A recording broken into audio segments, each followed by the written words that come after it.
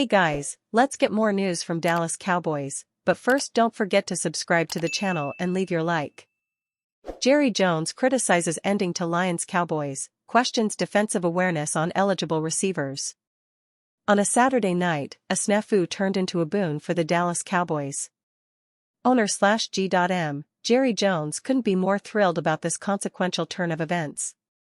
"I can't believe the convoluted way that we ended up winning that game," Jones said Tuesday on 105.3 The Fan in Dallas, via Clarence E. Hill, Jr. of the Fort Worth Star-Telegram. "But let me put it like this, the defensive team is supposed to know who the eligible receivers are.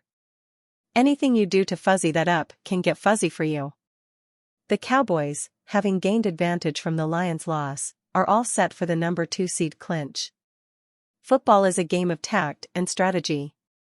However, does the line between simple trickery and outright deception blur pre-snap? That seems to be the case with the Lions' approach during that fateful 2-point play. Coach Dan Campbell confessed on Monday that the pre-snap mechanics were designed to throw the Cowboys into confusion. It all started with the Lions' attempt at a pre-snap ploy. The team wanted to baffle the Cowboys, leaving them in the lurch, uncertain about the eligibility status of the offensive linemen. 3 men approached referee Brad Allen, with the apparent intention of muddling the defensive team. This move, however, had consequences that were unforeseen by the Lions.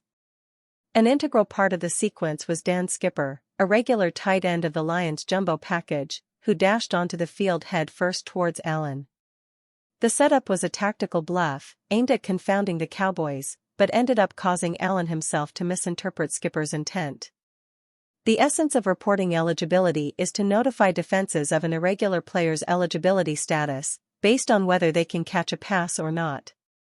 In the middle of the field, an intriguing question arose: is every offensive move to obscure the process righteous?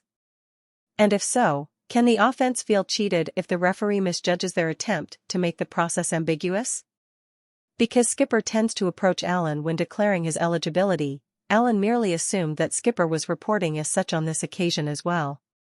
But without any explicit communication of this plot twist from Coach Campbell, it should come as no surprise that Allen thought Skipper was eligible. Amidst the overwhelming noise and chaos, minutely examining the interaction between Allen and Lions tackle Taylor Decker seemed impossible. Simultaneously, Skipper mirrored his actions as if he was reporting his eligibility, with Sewell by his side. Jones accurately labeled this unfolding scenario as football. This is known as turning adversity into an advantage. In Jones' terms, it might be referred to as a necessary shakedown, enough to stir up and cultivate positive actions.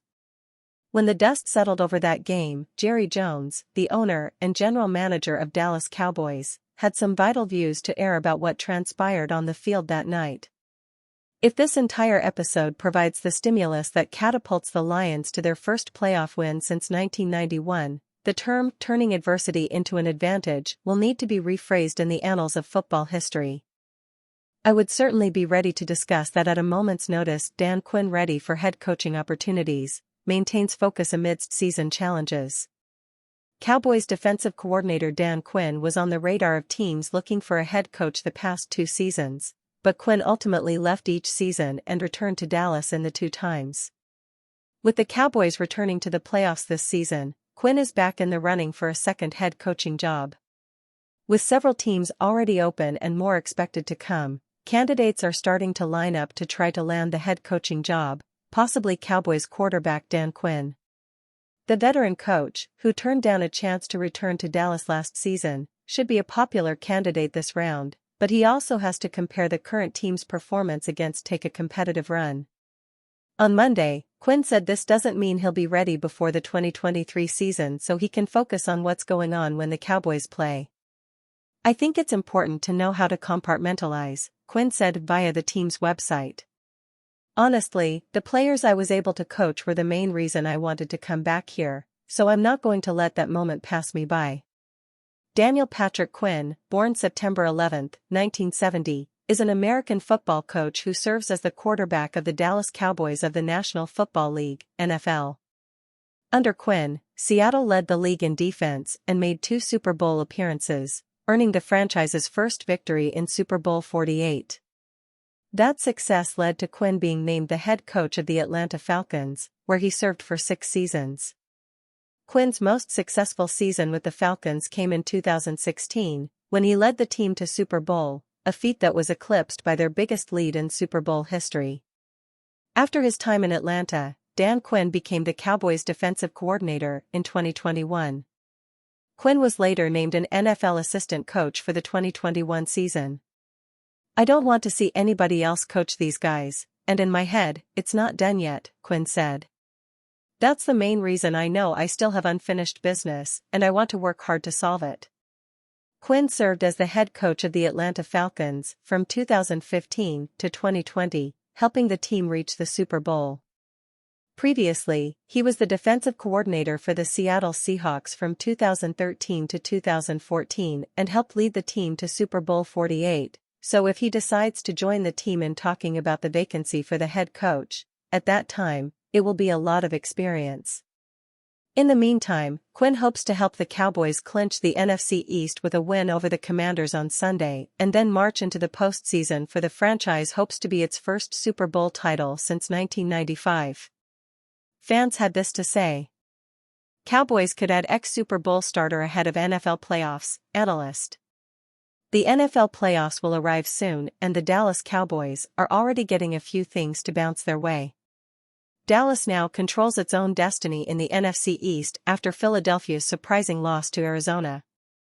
The Cowboys head into the final week of the regular season as the favorites to win the division. With the postseason nearing, questions continue to surround the Cowboys' linebacking core. Dallas released Rashaan Evans heading into Week 17, and the team already lost Leighton Vander Esch for the season. USA Today's Angel Torres outlined a few options for the Cowboys, including former Super Bowl starter Cory Littleton. The veteran brings with him an impressive resume highlighted by making the Pro Bowl in 2018. Littleton was also a starter during the Rams' run to the Super Bowl this same season. Most recently, Littleton had short stints with the Texans and Saints this season. Houston poached Littleton off New Orleans' practice squad in November. The Texans released the defender less than 1 month later.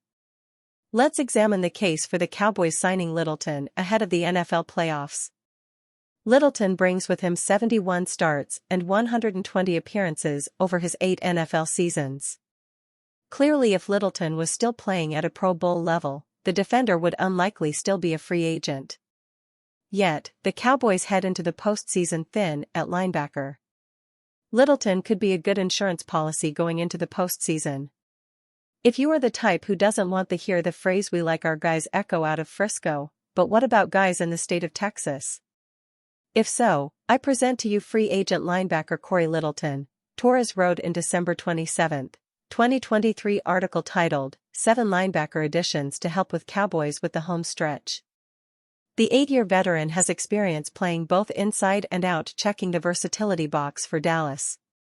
Late-season additions rarely generate the type of impact fans have come to expect, yet Littleton, a former Pro Bowler, started in Super Bowl 53 with the then Jared Goff-led Rams.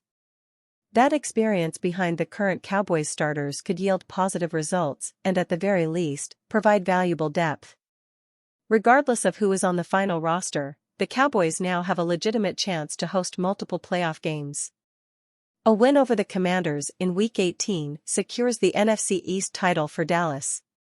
If the Washington pulls off the upset, Dallas would need Philly to lose to the Giants in order to win the division.